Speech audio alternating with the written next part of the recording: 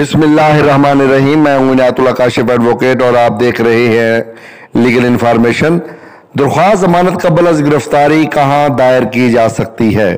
کیا district and session جج کے علاوہ کہیں یہ دائر کی جا سکتی ہے؟ اگر دائر کی جا سکتی ہے تو اس کی شرائط کیا ہیں اور اس کے لیے تازہ ترین ججمنٹ کون سی ہے؟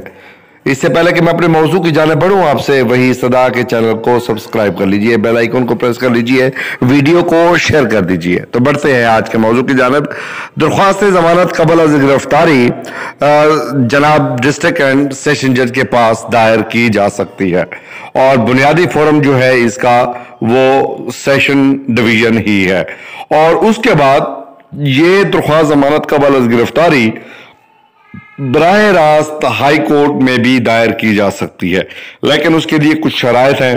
اس کے لیے ایکسیپشنل سرکمسٹانسز کا ہونا ضروری ہے، یعنی ایکسیپشنل سرکمسٹانسز ایکیوزڈ میں approach high court of his life is under threat for seeking bail before arrest۔